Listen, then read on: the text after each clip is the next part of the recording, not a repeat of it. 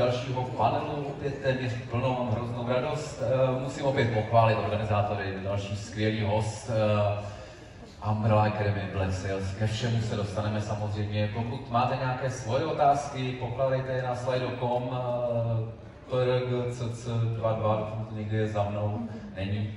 Tak musíte takhle věřit, že tam si můžete přihlásit, položit vaši otázku. Když se budete bát v angličtině, tak to položte v češtině, já se to pokusím přeložit se svojí chápou angličtinou, ale budu s tím bojovat. A pokud byste byli tak odvážní a chtěli se našeho následujícího hosta zeptat na něco sami, tak tamhle mikrofon, kterému můžete přijít. Já vás do 5-10 minut zaregistruju a pak položíte tu otázku. Budu se snažit, abych vás viděl co nejdřív. Musím říct, že máte se na co těšit ty vizuálního hlediska, protože následující host je skutečně sekáč, musím říct, asi s dámami shodneme. Shodneme se? Asi s klukama, že jo? No. Nám postarším plešatějící pánům to nedělá jednoduchý, ale já myslím, že to společně tady užijeme. Takže bych poprosil, aby přišel na pódiu Tom Hopper!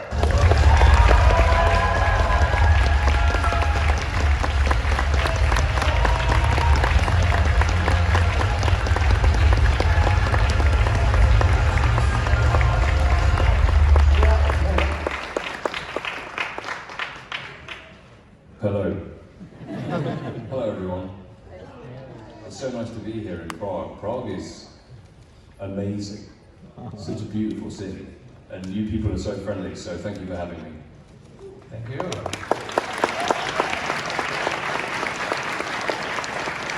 So that's my kind of usual question, you know, did you have a time to walk around Prague and see something? Yeah, I did. Yeah, it's beautiful.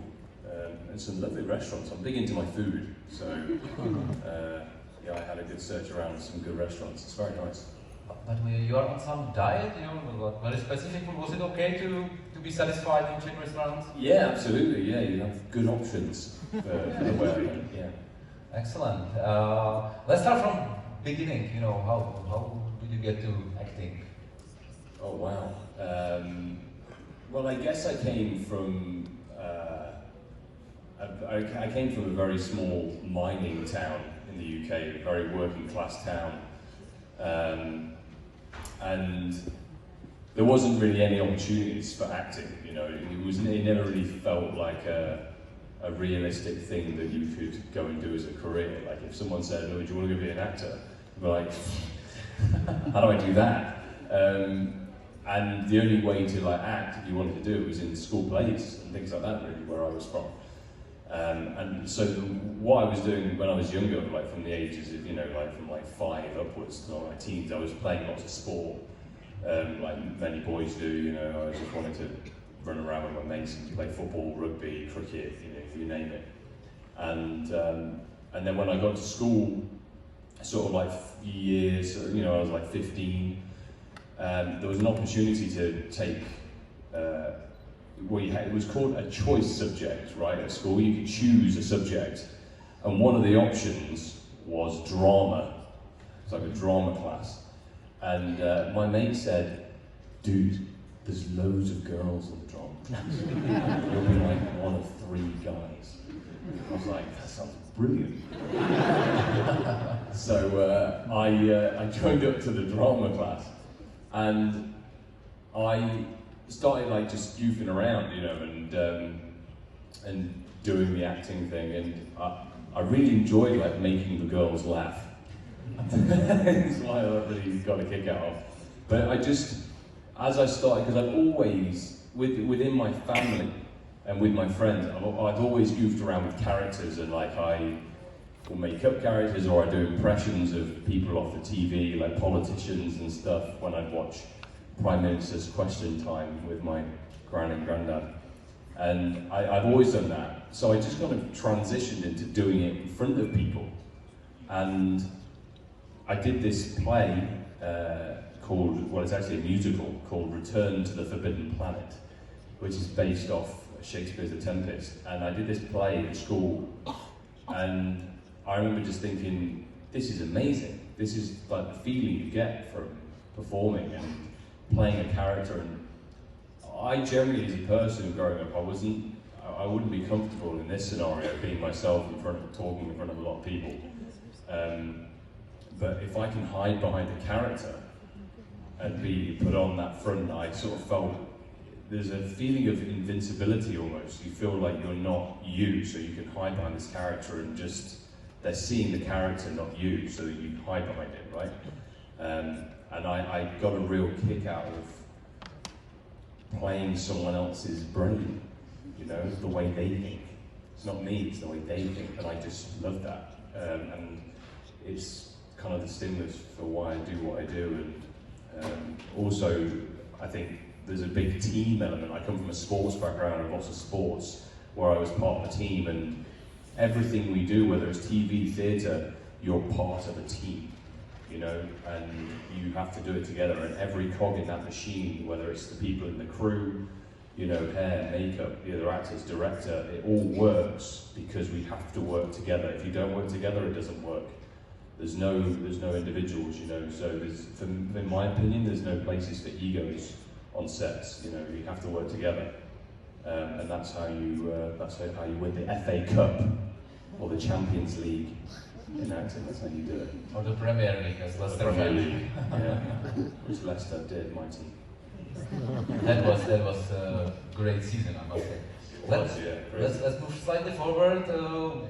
Okay, I made it. Now I'm world-class actor. I think if you do that as an actor, you should stop. The thing is, I think what's really important as an actor is to always stay hungry. You know, stay hungry for the next thing and look to be challenged.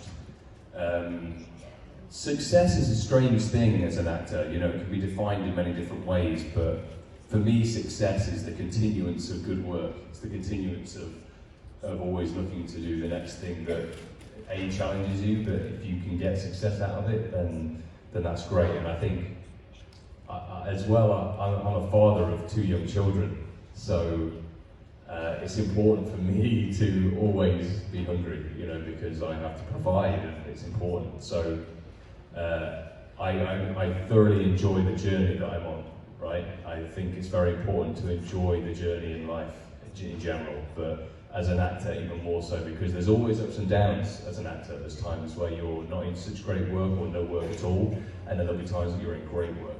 So I think it's very, very important to enjoy when it's going well. A really important part of your job is auditions. I didn't have idea how important, and how many, even the biggest stars, are refused for the role. So do you have any funny stories from auditions? Or said one, I don't know. You know what's, because auditions they're probably the most important part of being an actor. Like, you have to be able to deliver in auditions. I don't really have, I suppose, not really funny stories, but very often I'd say that you can do these long audition processes, right, where you can have round after round after round of auditions, and then you won't get that job. Right, and you think, oh, I'm so close to this one, I'm so close. Then the ones you get are the ones where you go in, you do it once, and you think, oh, well, I'm not going to get that. And then they call you and say you got it. Because I think with auditions, very often it's like, if you're right, then you're right. Sometimes you're like trying to, you know, polish a turd, you know, do you know that phrase? Polish a turd? A poo. And like you're trying to like make yourself the role because you want it, and actually sometimes it's just not you. You know, you're not going to be right for it, but you'll go down the process. But then sometimes you feel like you may not be right for it, and then you walk in there and they go, yeah, that's the guy for it. Is there any role you really regret that you didn't have? That I didn't get? No, I mean I always say no regrets anyway. I suppose there are some that you go, oh, well, that would have been fun. Yeah, I mean, you do get ones that you go, that would have been fun, but there's certainly no regrets and certainly no animosity towards, you know, the job, or because I don't see any point in that, because, you know, you chase the dream, not the competition. If you can pick one, you know, franchise, movie, TV series, you would be part of it. Well, I got asked this yesterday, actually, we spoke about this yesterday, and I said, I don't want it to be redone, but if I could travel back, I would want to be in it, and that is Back to the Future. It's like my all-time favourite trilogy. So yeah, the other one I wanted to do or be a part of was Terminator franchise, which my friend Tim Miller very kindly called me up and says, "Do you want to do a little part in my Terminator movie?" And I said, "Yes, I do." So yeah, I tick that box. We're very excited about it. It's Marketing calendars. yeah. It's a great season. I can't tell you much about it because, as I always say, they have a Netflix gun coming to my head about spoilers. But I can just tell you it's going to be very good. It's really, really fun, and there's some new additions to the show, which I'm sure some of you have already seen. Great music, again, as usual. So yeah, it's going to be good. Perfect. Well, it's kind of I like the comic books, Umbrella Academy, Yeah. because it's really different from all other stuff. So, but when I read it, it was like I didn't expect like this, not such a huge thing, be TV series or movie. So, what was your reaction when you realized that you were playing? Well, I saw the images of the Umbrella Academy in the comic book, and I'm sure some people have seen it, but like my character Luther is number one. He was this giant guy, monkey man, with a little human head. And I was like, I reckon I could play it.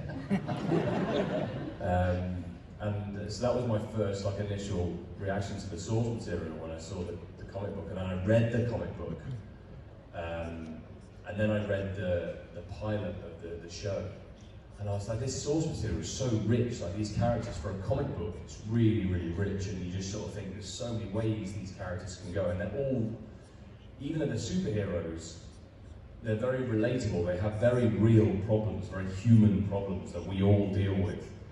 And my character Luther, he's got for sure a case of body dysmorphia. He has body issues. He has major daddy issues, and a problem with crying in season 1.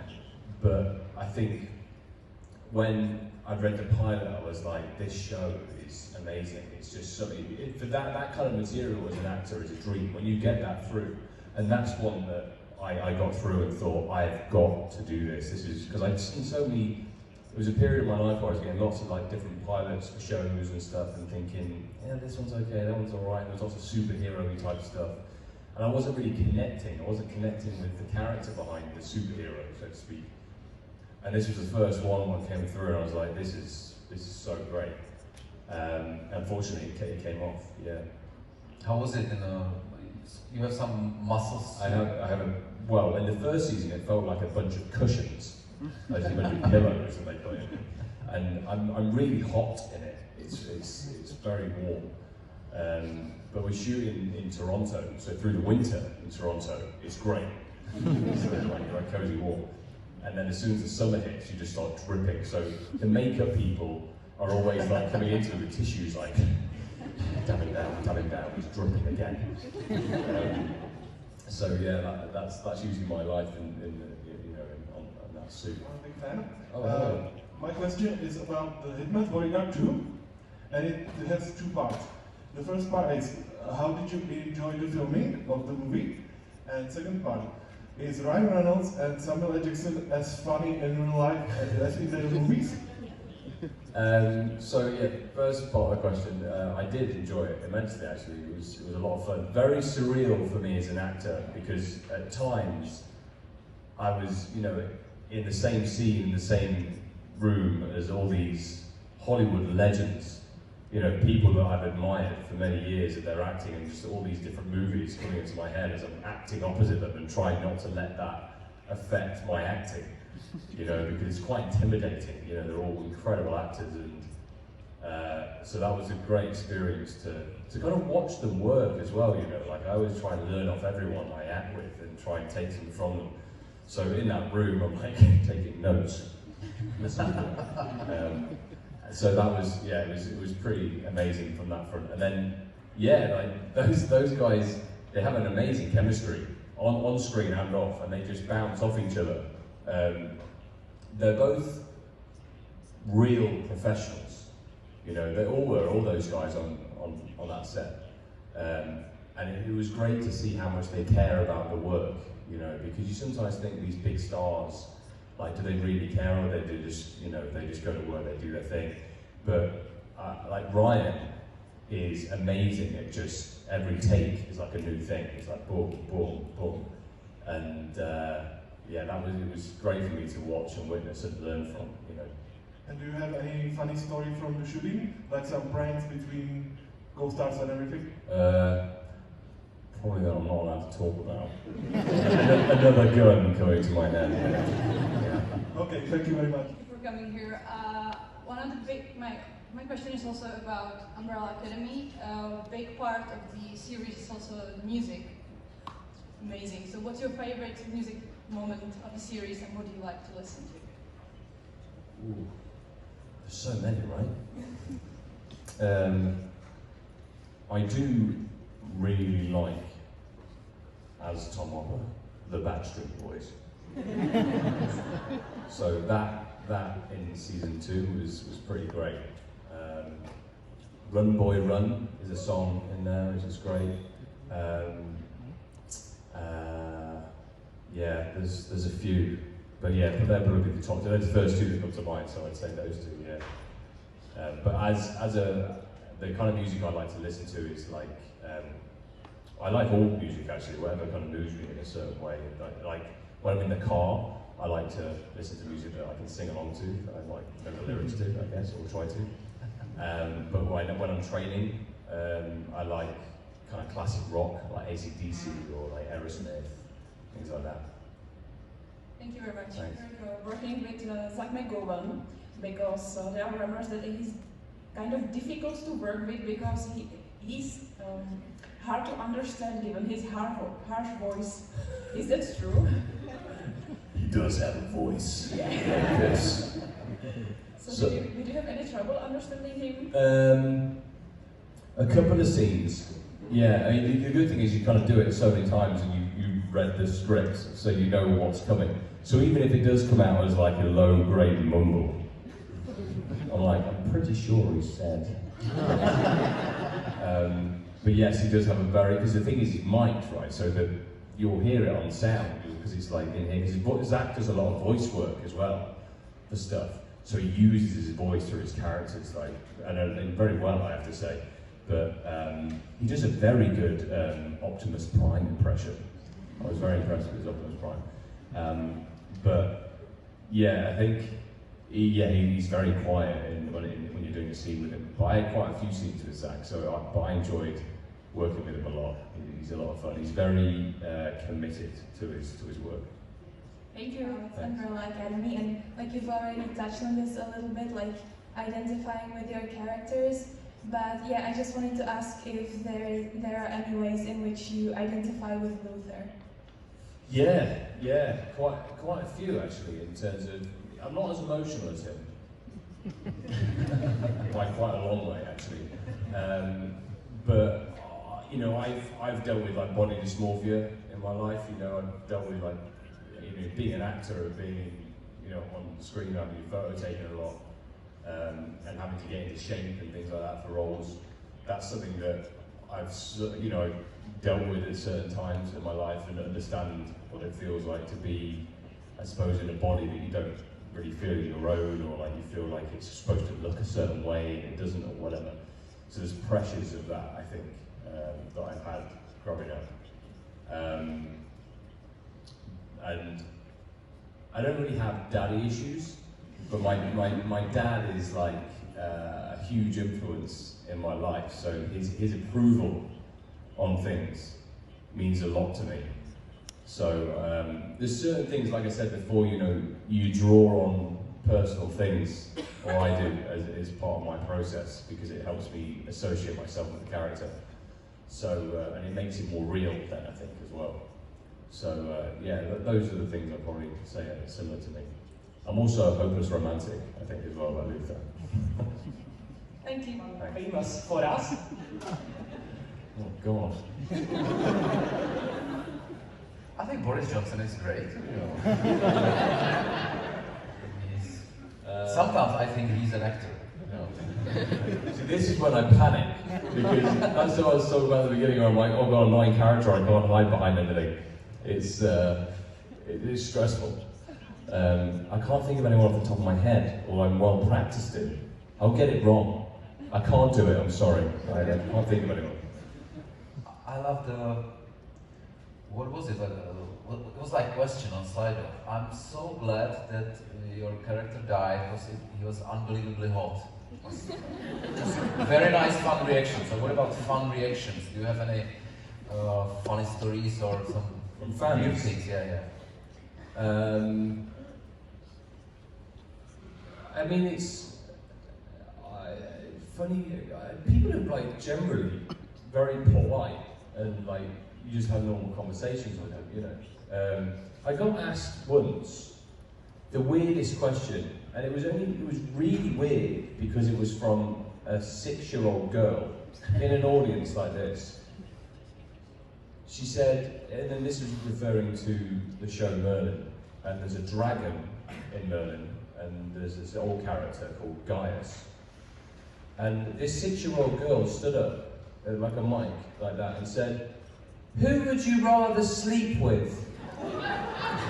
Gaius or the dragon?"